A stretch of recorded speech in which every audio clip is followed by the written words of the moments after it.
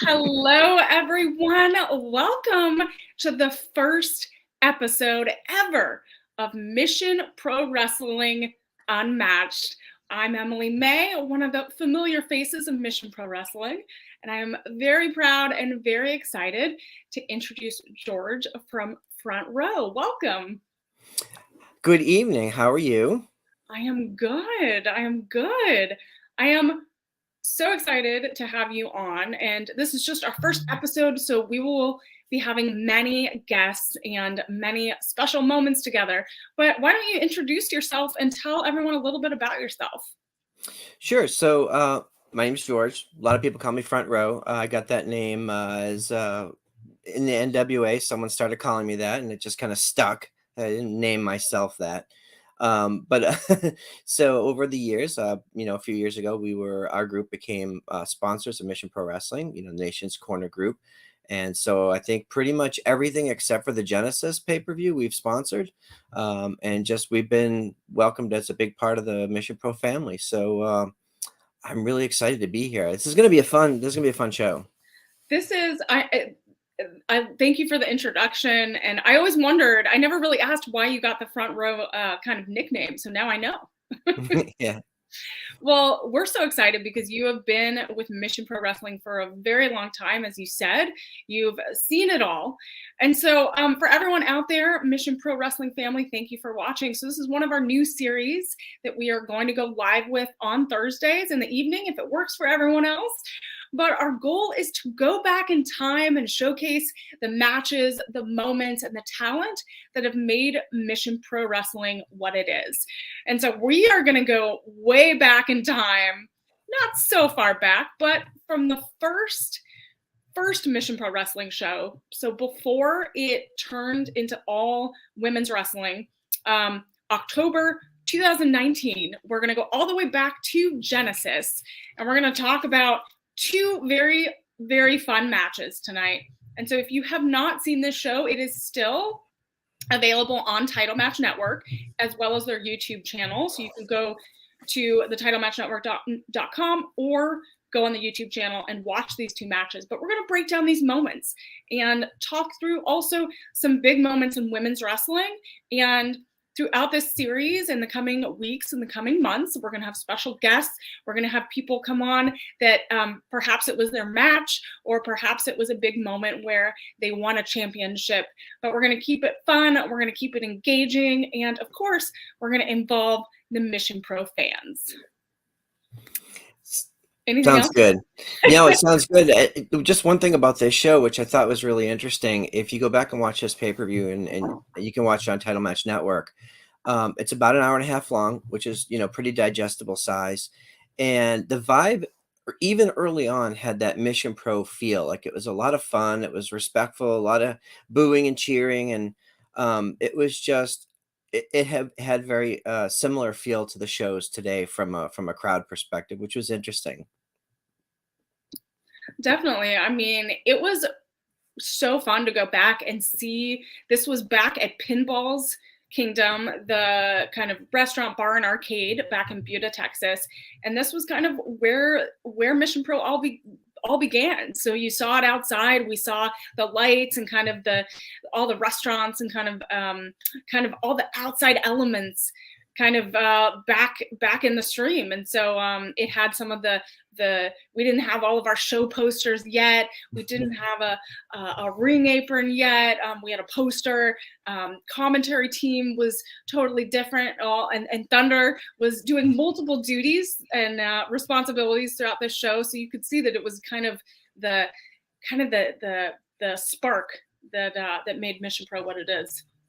Yeah, and it was really fun to see Thunder not only as the ring announcer, but also doing color and I think play-by-play commentary at the same time.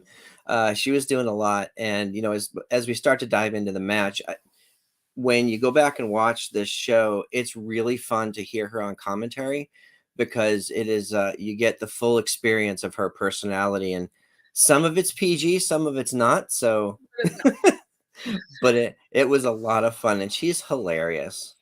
I mean, it was so funny to hear. it just, I felt like Thunder was just talking to everyone on commentary. She was just talking to her fans. She would accidentally have something slip where you're like, oh no, that's a live mic. Like that's things are just like you said, everything wasn't quite PG. Yeah, and it doesn't always have to be polished, right? Sometimes that's the fun of it. Exactly. And she was jumping in and out of the ring announcing and presenting championship belts and doing all of that. I want to give everyone a shout out in the chat. I see some of our favorite, Brian, of course, in the chat. This was, I know, a passion show for him, that he really wanted to start doing this. And so I'm really glad that we could start doing this in the new year. I see Mark's in New Mexico, Tony Justice, of course, Mongrovian Mike, JD Varnell, thank you. Mrs. Front Row is in the house. Most importantly, to me, to you and to everyone. Michael May, thank you all for jumping on. So I think we should dive into the two matches. Let's do it. All right. So just so you all know, the matches that we're going to cover Maddie Rankowski versus Jazz. And then we are going to do the RWR Vixens Championship match, which was the main event. And that was a 4-way intergender match. And so we're going to cover Maddie and Jazz's match first. And this was a teacher versus student match. And this was Maddie's debut match. Yeah. What's your overall thoughts on this before we kind of dive into some of the big moments that happened? Well, I have to give a lot of credit to Maddie, for jumping in, for stepping into the ring with Jazz, because she's a formidable force. Even at this stage in her career, she is who she is. She's still someone in the ring that's very dominant, very powerful. And to have the courage to get in there and even challenge Jazz was impressive to me. So, you'll see, as you go through the entrances, even the entrances are intimidating. Jazz, when she enters the room or enters the arena, has a presence. She's a force of nature. And just being around her a little bit is almost terrifying. So I can't imagine being in the ring in a position to have a match.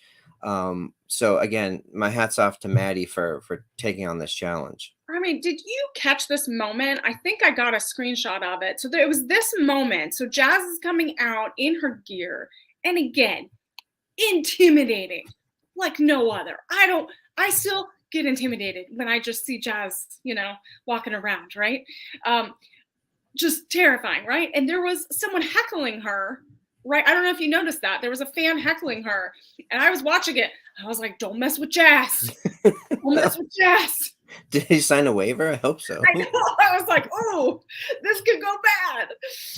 So, I love, so again, like here's Jazz's entrance, like just the purple blue lipstick, just again, a legend in the ring. And you have teacher versus student match. And these are always intriguing because you always wonder, is the student going to outshine the teacher? And it's always a question. There might be moments, but in the end, what will happen? Yeah, and there's always that, what's the old saying? I taught you everything you know, but not everything I know. And, we saw that play out throughout this match. Exactly. I mean, you could see how they tried to establish, there's Maddie making, it's a little blurry, but Maddie making her little entrance. And she did when her hair was long, she did her little hair flip, her famous hair flip. And so when you look at like the beginning of this match, you could see how they were establishing where they were in the corners of the ring. And, they started out in kind of a very traditional lockup, right? They had to set that foundation in the beginning of the match in order to kind of level set where they were at. And it took them a little while. They were kind of like circling the ring a little bit. Yeah, and what was interesting to me is, we know Maddie Rankowski now as part of Bougie Reality, one half of the Mission Pro Tag Team Champions, and she has an attitude. She has her own vibe now, but she had in this match, she had a happy to be there look, just sort of almost like a deer caught in the headlights. I mean, she was prepared for the match, as prepared as you can be for a match with Jazz, but she was very happy, very like, like you said, flipping the hair and just ready to go. And it's a very different story today. So I like seeing the then and now of it all. Yeah, I mean, the contrast is there, and I think we've seen her journey. She, as you said, she is the second half of the Mission Pro Tag Team Champions, but you've seen that. But in this match, you can see that spark. You can still see that spark that she had, where she was confident. She was confident, even though she had that excitement, that energy, that focus. I didn't feel like she was as intimidated by Jazz as I thought she would be for her first match. I feel like she went in there and did have a little, a little spark of attitude that was kind of festering and growing. Yeah, and so early on, she did sort of try to assert some dominance and try, Jazz was able to shut that down pretty quickly. But about midway through the match, Maddie started to get some offense in, and there's a Mhm. moment, to your point, there's a moment where Maddie has Jazz in a head scissors on the mat, Yeah, this and this moment I right s- here. that one right there, and I saw Yeah. the camera panned around to the other side, and Jazz looked a little panicked in that moment, and Maddie sort of looked like, okay, I think I have this. She had some confidence, like she was getting, some oomph behind her, and I like that. Yeah, so, obviously Jazz had a very strong offensive in the beginning, right? We see moments where she's this is that's a moment where you just see Jazz is going, holding Maddie, trying to really take control.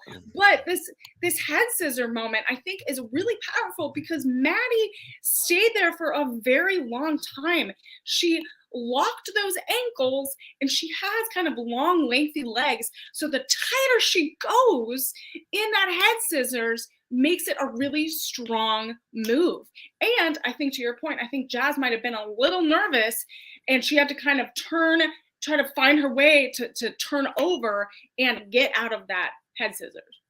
So, Yeah, it was hard for her to get that leverage. Once she did, obviously the tide turned, but there were moments in that lockup where Jazz was reaching for Maddie's hair, trying to reach for anything that she could to get leverage and to get some sort of offense on her. But of course, Maddie being as tall as she is, her head's a little bit further away. She couldn't quite reach. And even Jazz trying to strike and grab the legs and all that stuff that she was doing. We don't see Jazz in a panicky mode very often, and it was cool. yeah, I mean, it was a really big moment. I mean, that moment with the head scissors was the one moment that really stood out to me from Maddie's perspective. I have to give Tiara a shout out on commentary because I wrote this note that there was this one point where she said Maddie sells tickets. So that's what you need to do as wrestlers. You need to sell tickets. And she said, I'm going to book Maddie on every Mission Pro show because she brought 25 people. And I do Literally say that still stands true. putting butts in seats. That's what she Putting does. butts in seats. So, as a quick reminder, we have our show on February 11th. Kickstart My Heart. Tickets are on sale on eventbrite.com, or you can go to missionprowrestling.com, or you can watch it again on Title Match Network. So get those tickets to see Maddie Brankowski and Rashay Chanel. Bougie Yeah, Reality. don't forget about Rashay. She'll Yes. she'll never let you live it down. But Um, to your yeah. point about that still of Jazz, getting offense on Maddie in the corner, Jazz's forearms and those chops, the forearm chops and the chokes from behind are no joke. Like hearing the microphone pick up those strikes and you could just hear the thumping. I don't want Uh, to strike from Jags. Don't want to no, strike. Don't want to chop. Don't want any of that. How did you feel about this big slap from Jazz? uh, yeah, I'm So, surprised that Maddie was still conscious after that. yeah, To be honest no with one you. wants that. No one wants that. Yeah, there was like some face smashes. And Maddie gets thrown out of the ring and is on the floor, and there's like a moment, like lots of kind of tussling outside the ring. And I have to point out, because we love Maddie's dad, but did you see Maddie's family was in the audience? But Maddie's dad, I wrote this down. Maddie's dad high five Jazz. He did. there's some issues. I wonder if Maddie got into a big fight with her family over that. I don't know, but to your point about her, being knocked out of the ring, these aren't mats. Like in this match, there was gravel. It's like gravel. You guys, you have to realize we were at Pinball's Kingdom in Buda. It's outside. There's gravel. There's dirt. Concrete. So for her first match, she's getting thrown out. Michael May says Maddie's dad is the best. That is true. He always wears Maddie's merchandise. So you guys, if you want merchandise, she has updated merch. You can go get some. And Mongrovian Mike says, wearing my Bougie Reality shirt right now. And you can get Bougie Reality shirts. They have some great merch. So go and support them. Let's see. I'm trying to think of all the other big moments. There was the splashes in the corner. Maddie really kind of, I think you mentioned a little bit of that, kind of tried to have some offense near the end. And I like how Thunder compared this to Joshi wrestling, kind of compared the style and this kind of moment of the match to some of the wrestling that she's seen in Japan. Yeah, it was the types of strikes I think she was referring to, the kicks and the strikes. Yeah. Maddie did fire up at one point, but Jazz is tough. She did take some damage, but it just wasn't going to be enough to wear her down. But I give her a lot of credit for trying. Yeah, I mean, the intimidation of just wanting to go, and I feel like there was this moment before. There was kind of like a moment of calm where they both had to reassess, and this was the moment where Maddie, I feel like, kind of changed her mindset a little bit, and that's when she kind of went on the offensive and said, "Okay, I'm going to get a few strikes in and see where I can kind of land." Well, because you wonder if the moment's too big for her. Yeah. And I think you're right. Somewhere right around that time when there's a switch that flipped, I think she decided that it wasn't. She decided that she was just going to go all out and bring it, and she did. And she was driving really a lot of those moves home. And there was a moment where, Thunder called it a kind of a rookie move where she tried to pin Jazz, but her leg was on the rope. And that's a big thing where you have to pay attention to where those shoulders are on the mat, where hands and legs are of your opponent. And so that was a learning moment for Maddie in this match. Yeah, ring awareness is key, especially when you're up against somebody of a veteran status like Jazz, who's going to take advantage of every mistake. Yeah, exactly. And Jazz was kind of tuned in. She knows how to observe in the moment. And I feel like she, took advantage of that. And, obviously, as we know, she got the win and the pin on this match. Yeah. And as Jazz was sort of posing and walking out, I thought initially on her walkout and in her entrance, she's intimidating with the headdress and the mask and everything. Yeah. I think she's scarier without it. I was actually right there. Here? Yes. Right here. You're yes. No, I think I'm good. You don't want Jazz staring at you? No. Yes. I've spoken to Jazz and I always put my head down. Very intimidating. Very intimidating. So this was a great match, a great debut for Maddie Rankowski. And of course, the iconic Jazz. So if you all want to go back and watch this match, you can on Title Match Network YouTube or on TitleMatchNetwork.com.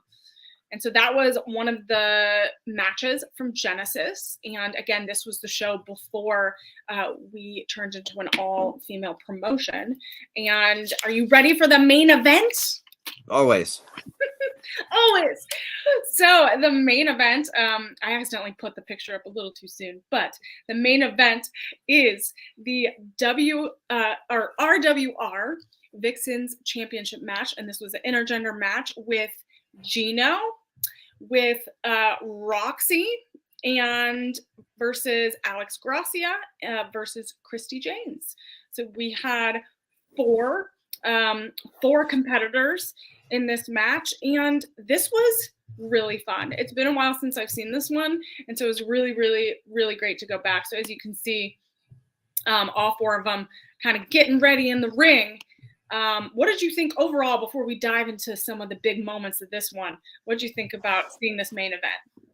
Well, I think oftentimes where you're running a standalone, when you're watching a standalone show, it's sort of hard to tell stories that aren't just good guy, bad guy. And I thought that there was an interesting, fun story that was woven throughout this match that had like an A story, B story. Like A story is the winner of the match, loser of the match, and the B story was this little relationship that formed throughout the how the match progressed. So I thought it was really, really well done, really fun. Thunder mentioned when she was announcing the match that she was originally supposed to be wrestling, and she had called upon someone to take her place. And Christy James was a really fun entrant. We've seen Christy all over the place. We've seen her at the NWA tapings. We've seen her just like every promotion I think she's been in. She's all over San Antonio, all over Texas. Mm-hmm. Yeah, so I thought she was a good choice for this. It was a good entrance in here, and I'm sure we're going to talk about. Yeah, I mean, as everyone knows, the other competitor, I mean, Roxy, of course. I mean, that's Roxanne Perez on NXT now, the NXT Women's Champion. I mean, we can't not talk about that. We're gonna dive deeper into who she is in a little bit later in this episode, because we want to highlight her and her journey. But we had her come out, and then we also, like you mentioned, we had Christy James, and then Alex Gracia, who is a favorite that we haven't seen at Mission Pro in a while, but she was so involved in these earlier shows, and she's incredible and is going all over the place. She now, I don't know if you knew this, but she now has a makeup line, so that's really fun. Big Dream makeup line? Yeah, I don't remember the name, but it is she has like makeup and things like that. So it's exciting. That's awesome. So this was a really fun match. And you're right, there is some there were so many stories in this that were being told. I think the biggest first moment that really kind of sold me on this match was Gino left the ring right at the beginning. So it was such a perfect heel bad guy move, right? It's like we're celebrating women's wrestling and these three amazing women, and then look, the guy just runs away, hanging out in the audience. And I feel like it was that perfect little start to the match. Yeah, and I don't even before that, I don't want to overlook the cameo of the person carrying Roxy to the ring. Oh yeah. It was Ricky Starks. Ricky Starks, holding Roxy above everyone else. I think that was pretty telling. I think of that was a fun moment. How this match would go. So JD said Roxy is known today, as the NXT Women's Champion, who will defend against Toxic Attraction, Gigi, and JC at NXT Vengeance Day. And we will be there live. That's here in Charlotte. Oh. So Trenda, our friend Trenda, is flying in from California. She's going to be spending the weekend here. We're going to go to NXT Vengeance Day. It's going to be fun. Amazing. You'll have to report back and let us know how it goes. Absolutely. So I'm trying to figure out how we want to dive into the rest of this match. There was so much that happened. Roxy really started. I feel like Roxy really took the lead on this match, like flying into Gino. Did try to pull some kicks in right away, and Gino was kind of playing this. He plays this like trying to distract them card, right?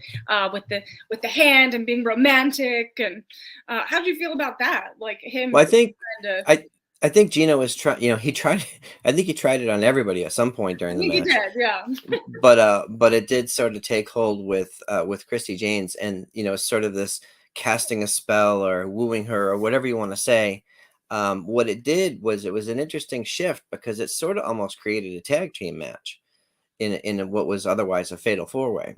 Yeah, I mean, I think I feel like it really turned into a tag team match in the last, like 3 to 4 minutes of the match. I feel like it finally kind of solidified where each lady could kind of have their moment until Roxy obviously became the victor of it all. But I think you're right. It was divided in this really great way where you could have these little segments of the match where everyone got their moment to put in their work and try to get a pin.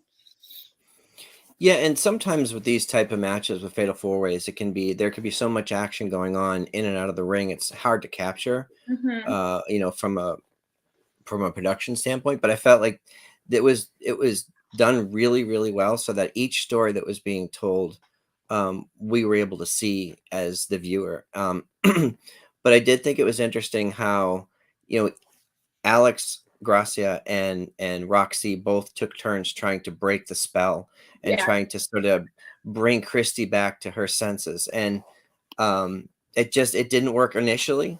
You know, they were just trying to Hmm. beat it out of her or whatever. But that's the interesting thing about Roxy is, she was 17 in this match, and she moved and hit and did stuff like someone who'd been wrestling a very long time. Yeah, I Um, mean, that's kind of one thing I noted as well, is that she was really getting a lot of the targets, right? It was like she had a target on her back, right? Everyone was trying to go after her, and I think it's because she was the youngest and the smallest and the maybe least experienced, and so everyone kind of seemed to have that strategy where they're like, all right, we'll go after her. And even the ladies were really trying to go after her, and that's what I felt like the first, she really had to fight hard to kind of have a really good offensive. yeah, and she's fast. That's Yes. the thing. I was surprised at her speed. Um, and there was a moment, I think, where she stood toe to toe with Gino, and she didn't back down. She No. went right after him. Yeah, I mean, you have to. I mean, and that's what I love about her, is that she has this even back then, she had this confidence where she said, I don't even care the size of my opponent or what they'll bring. I'm gonna go and do some damage. And she definitely did. I was a little worried about Alex Gracia though, because she got knocked again. We talked about that gravel earlier. She got knocked to the outside earlier in the match, was hanging out in the gravel. You could see her on the floor. And I think that was telling, that she got thrown out pretty early and didn't really have a comeback until later on in the match. Yeah, and so at that point, Christy James and Gino sort of teamed up against Roxy, That's Roxy. and she was doing everything she could to try to duck, dodge, and weave and not get hit. But there were a few moments where they got hit. They did a double clothesline on her, which was Yeah. Oof. which was painful to watch. But to her credit, again, like Roxy just kept going. There was no quitting her. Yeah, and at this moment, it was kind of, they were playing it like a triple threat a little bit, Mhm. because Alex Gracia wasn't in involved as much, that it really was super tight. And poor Roxy getting beat up. um, I always appreciate the fans checking on the competitors who get knocked out. I know the Miss Pro fans, even back then, they're like, "Is everyone okay? Are you all good? Yeah. Are you all good?"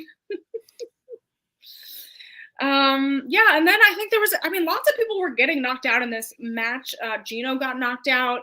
Um, Alex Gracia I think she did the 619, right? And then had that big moment happen. Yeah, And what do they call it? The 210? I forget. They call it something else. But yeah, it was the 619. yeah. But So and we talked about it earlier. I have to bring it up again. Thunder's commentary during this piece, when they were referring to the relationship part of the match, was absolutely hysterical. Just the little things he was she was saying, and I can't repeat most of it here. yeah. But you really should go back and watch it because she's very funny. There's definitely some Thunder Rosa charms on there in Mm. commentary. Yeah, um, um, so really kind of near the end, it kind of got, in this match, it kind of got dwindled down to kind of the final two, really. And Roxy, took the win. So she had to kind of beat out everyone else, weaken everyone else. And even though she had so many people target her, she eventually came out the victor, and she won the RWR women's, or not women's, but Vixen's championship. And so she held her belt. She was holding the belt proudly at that point. So I think that was probably a big moment for her, and I think the beginning, and one of the beginning moments of her journey in wrestling. Yeah, and I could be wrong. Keep me honest, but I think this was her first major title win in wrestling. I went back and looked. I didn't see any other major titles, so it was a cool moment for her at 17 to be competing, in the main event of a pay-per-view that also had a match with Jazz. Like, to be in that prominent position and to win that title, I thought was really cool. Yeah, I mean, I think, I loved how, listening to Thunder on commentary, she talked about how Mission Pro was established to give these young women a platform so that they can wrestle, they can learn how to do this and be good at it and shine. And what was amazing is like we're still driving towards that mission and we're still working on that every day. Every time we have a show, we want to bring in talent from all over that can really shine in a Mission Pro ring and on a Mission Pro show and get championship matches like this and get moments like this. So I loved how we can watch the show back and still see the core of what Mission Pro is about. Yeah, 100%. I think I mentioned earlier on the show, that's one of the things that drew us to Mission Pro, early on when we saw the early promotional stuff for that first show, and talking to Thunder and the excitement that the whole team had around it. It's been pretty great to see that core mission statement be carried out over the last 3 and change years. Yeah, because this show was October 18th, 2019. Wow. 18th, October 18th, 2019. So, yeah, not quite 3 years, but right. Okay. Yeah. Am I counting right? No, it's 3 years and 4 3 years months. and change. Yeah. And change, yeah. And change. That's as accurate as I can get. And I know. change. I was like, I can't calculate right now. But everyone, like as a reminder, you can go back and watch Genesis on Title Match Network. Both matches are on their YouTube channel, and let us know what you think. And thank you, for joining us. Let us know what you think of those matches. But what we also wanted to do is we wanted to save a little bit of time and talk about women's wrestling in general and highlight some of the women that are doing amazing things in the industry right now. So George, I know you had some topics on some of the events and moments that happened this week, and a few of the ladies that we wanted to highlight. So yeah, and I know there's a ton of stuff going on. There's a lot so of much news going and on. wrestling, and everybody's covering that. There's a million places where you can go read, and most of it's incorrect, as we found out, depending on who you talk to. I was covering it literally a minute before this.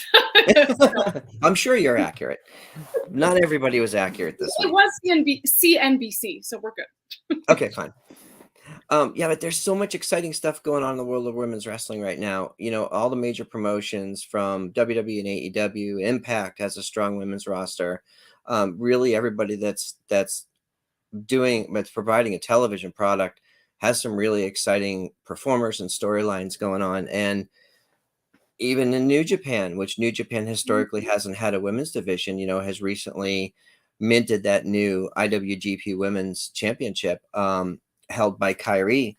And so at Wrestle Kingdom, she did battle Tam for that title, but to retain her title. But of course, at the end of that match, we saw the emergence of Mercedes Moné. And I thought it was interesting. It was a very exciting moment. I think that they're positioned in a very unique way, especially as we saw the ticket sales for the pay-per-view for the battle in the Sold out pretty quickly. yeah, they sold out. They pretty much sold out. So I'll be very interested to see what happens going forward.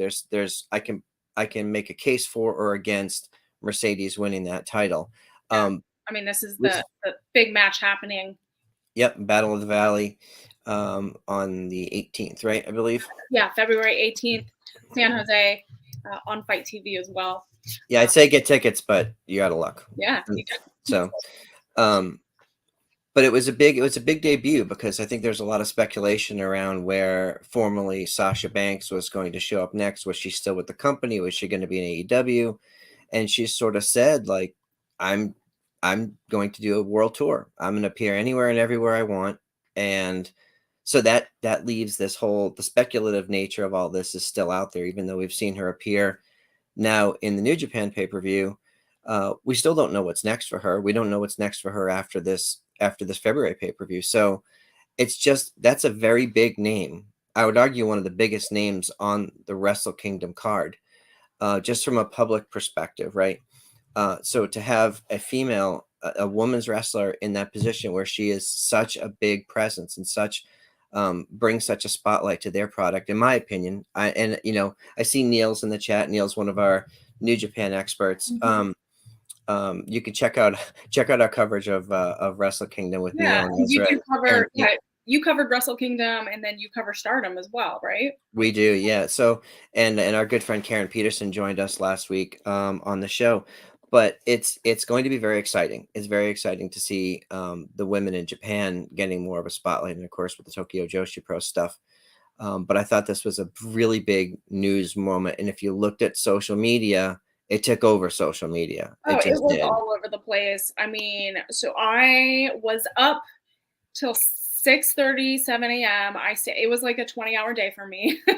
And I was watching it and covering it and regrouping on it and having moments, right? And I had a big moment like this where it really it showed the power of being kind of a free agent once you are removed and out of kind of the WWE universe, that translates over. And it was a really big, powerful moment that I think it's important to kind of have women a part of New Japan and not only internationally, but also here in the United States. So I think it was a big moment, and we'll see kind of how the fans react on the 18th. Yeah, and what I find encouraging too is we've seen people like Drew McIntyre leave the company, go out there and just kill it all over the world, and come back just this whole other performer. And Hmm. I know that Mercedes has long since wanted to be a part of the Japanese wrestling scene.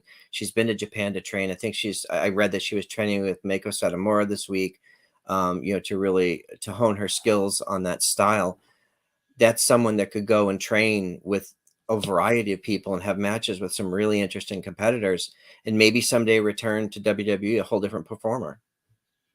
I mean, I think it's important. Like sometimes it's uh, time to take a break, right? And it's an important moment to just take a breather and then come back stronger. And you kind of and you might be able to find yourself a little bit more when you can take that moment and find things that you really like and that really work for you, and the story you want to tell.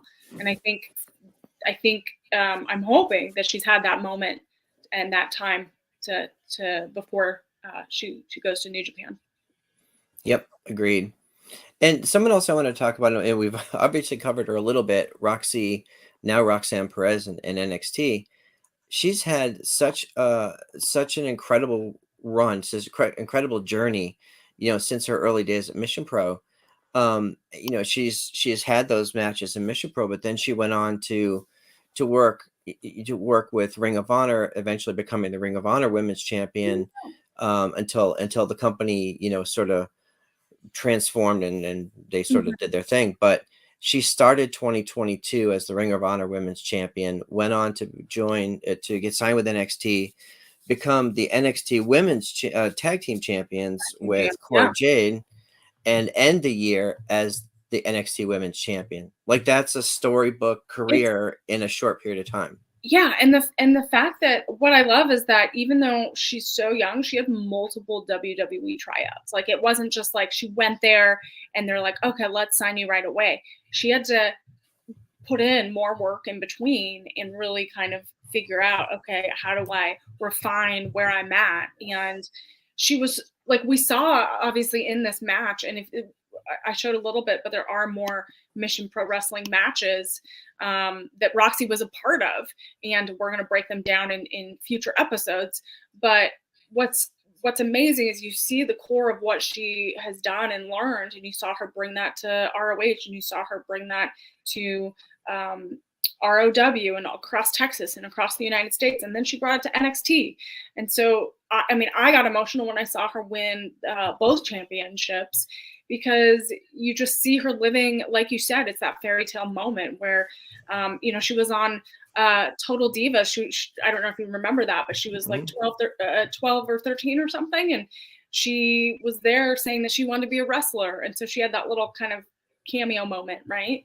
And those are things that makes people believe in this moment and believe that you can get there. And we try to Yeah. tell them, we try to make that happen for women that want to do this. Yeah, and I think like that ties back to the core statement that you mentioned earlier is giving people a spotlight, giving people an opportunity to show what they can do is important, and it's hard to do. It's hard to do in today's environment where there's so much choice available. There's so many ways to consume wrestling. But what Mission Pro does is give the viewer not only some more prominent names, but also introduces us to some younger talent. So we get to be in on the journey, from an early stage. Exactly. And there's always those, like on Twitter, every once in a while, there's statements that say to support independent wrestling because it's so important because that's where they start. I mean, you have to buy their t-shirts and you have to support their first matches. And seeing Maddie, as we went over Maddie's debut match, we get to see that. And eventually she'll be somewhere big and somewhere else. And, she's wrestled all over as well. And it's only the beginning for her. And it's only the beginning for Roxy as well. But we got to watch those big milestones. I get to cheer her on, and I love it. I love it. Yeah, I agree. And if you want to be a bigger part of the journey, you could sponsor Mission Pro Wrestling. Oh, you're so brilliant. Yes, you can sponsor Mission Pro Wrestling. We are accepting sponsorships. Here, I'm going to put my little handy dandy graphic. There you go. Sponsorships are open for the full show, wrestlers and referees, ring announcer, broadcast team, individual matches. You can get involved on the ground level for each show all year round, multiple years. We'll take it all. But it's a great way to be involved and help these ladies establish a wrestling career and make our shows bigger and better than ever. So you can email us at missionprowrestling@gmail.com if you are interested. So I think we have one other person that we want to talk about. And that is also another person that is a part of the NXT universe and the WWE universe and was a part of Mission Pro Wrestling as well. So do you want to take that away? Yeah, so that's Zoe Stark, Zoe? formerly Lacey Ryan. Lacey Ryan. Well, I have all of my Mission Pro posters up on the wall, so I have like easy reference, right? But Lacey was on several Mission Pro shows, and I believe she had a tryout and got signed fairly close to one of the show dates, which was maybe Yeah, Tournament Out of Hell. I think it was Tournament Out of Hell, and I think it happened like either a few weeks before or after that. It was really soon. It was really quick. Yeah, but I remember seeing her the first time I saw her at Mission Pro, I was like, who is this person and why isn't she on global television tomorrow? And obviously other people had that same feeling. She is incredibly athletic. She's incredibly skilled, especially for someone who doesn't have 20 years in wrestling, but she wrestles like someone who does. And when we saw her, debut on NXT, the initial reaction from the crowd was overwhelmingly positive.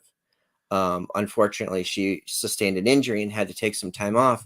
And she came back, and now she has this new attitude, this new vibe, this very angry, vicious side. And my God, she's incredible. And in my mind, it's only a matter of time before she's on Raw or SmackDown. It wouldn't surprise me if she was in the Royal Rumble this year. Like, I just see really, really big things for her. I mean, I do too. I mean, I worked with her back in California with the United Wrestling Network. We did some TV tapings like 3 years ago. And so I got to see her there and she was amazing. And then when I moved to Texas, I got to see her and see what she could do at Mission Pro and all over here. But she shortly signed. She like quickly signed. Once I moved to Texas, she was like off doing her thing. And when I knew that she had the perfect look, she had the perfect athleticism, and I knew she could tell these amazing stories. And I knew that she was going to go crazy fast through the NXT system. And she did. We saw her just shine on TV weekly. So I love seeing this journey of her as well. Here's like another shot from a Mission Pro show. Mhm. Such a good shot. Just such a good shot. Like she knows how to tell the story, and like her face and body and her promos that she does. So it's just so amazing to look back and see all these amazing women doing incredible things on national television every week. And it's only the It, beginning. it's very exciting. We're going to, in future episodes, we're going to talk about some more women who are in prominent positions now, who have spent time, who have walked through the doors of Mission Pro. It's very exciting time in wrestling. There's more and more people, there's more and more women training and performing. And contrary to what others say, I think there's quite a bit of talent out there to choose from. Yeah, and we love hearing. I love when Mission Pro gets tagged because we don't know everyone that's out there. So we love seeing more talent get tagged with Mission Pro because we want to see who's out there.